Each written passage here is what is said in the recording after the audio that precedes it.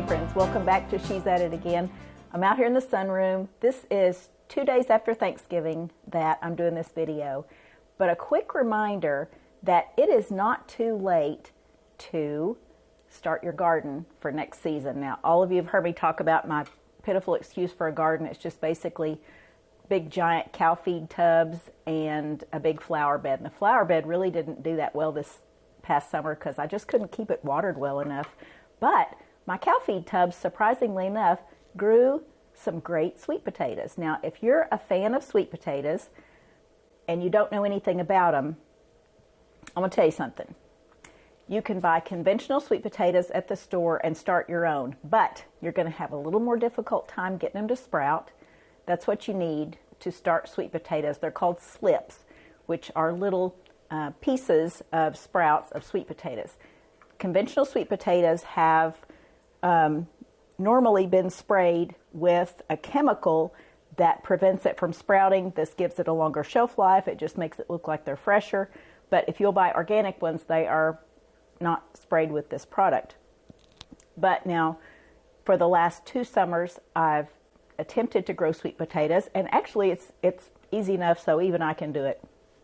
But I want to show you some of the things that I've got started for next spring. Now, in this is just tiny little, this is just a little sprout that came off of a sweet potato. And it was probably about 1.5 inches long when I started this several weeks ago. But look at the roots on that thing. Isn't that crazy? And all I did was just put it down in this jar, left enough hanging over the edge of it. And now it has leaves, of course. And this little tiny one right here did the same thing. It doesn't have as many leaves on it, but it's got the root system. I could actually put this in the ground. If it were warm outside, I could put it in the ground and it would actually start producing sweet potatoes. But you have to wait until it gets warm. We're talking about like maybe the middle of May in central Arkansas here, really depending on what zone you're in growing zone.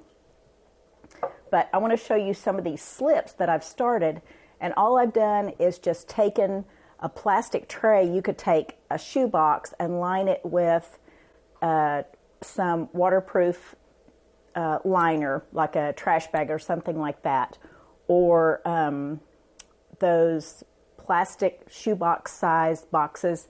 Grow your own. What I've done is organic chicken comes in these little plastic green trays, if you've ever seen them at the store, and they're very shallow, but I filled that with growing medium, and I didn't use soil for my compost bin because I'd have bugs flying all over the place, because I'm growing these in the sunroom.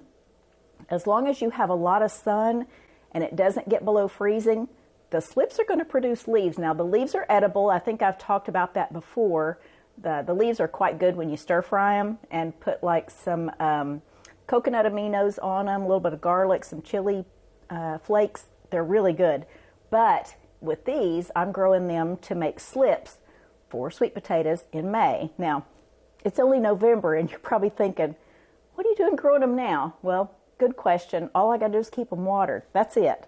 Instead of ordering slips in May, I'm growing my slips right now. So if you have sweet potatoes that you didn't use for your Thanksgiving dinner and they're organic and they start growing sprouts on them, by all means, just pick those sprouts off one at a time, the little, growth on them, and put them in some water, keep it watered, and really that's all you have to do to it. So it's really easy.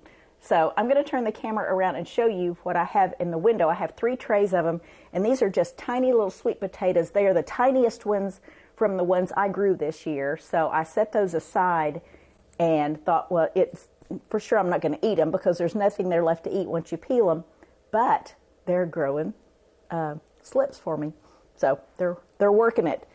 These sweet potatoes are working it. So anyway, I'm going to show these to you. Okay, so here's the little jar that I had. Here's some other things. I have a stevia plant, another stevia plant. I'm apparently prolific in growing stevia. I have some basil over there, a pepper plant that I brought inside. It just had a pepper on it. I couldn't give it up. Then another pepper plant that almost got bit by the frost here a while back. But these are my sweet potato slips. Now, as you can see, like I said, those pans are super shallow, but it's just a growing mix in there. like potting soil, stuff like that, but you just take your sweet potatoes and barely push them into the soil, and they will, it's almost like they go, oh, hey, I think I can grow in this. And then they start growing some vines. Even that little tiny one over there in the corner are growing some vines. Now, when it comes time for warm weather, I'll simply pick these off. Each one of these sweet potatoes probably will have 2 or 3 slips on it, and I can pick those off. I've also got a jar right here that has some in it. Look at the roots on that. Isn't that crazy? The only sad thing about it is the gnats out here get kind of bad, so I have to constantly chase those down and get rid of those. But don't let them dry out too much. They don't necessarily like it soggy, but they don't want to get so dry where they start wilting. But if you see that they're getting wilty, just water them and they'll kind of liven back up. But isn't that crazy? So anyway, sweet potatoes make good greenery for a flower bed too. Okay, so I mentioned that sweet potatoes make good greenery. They make beautiful vines.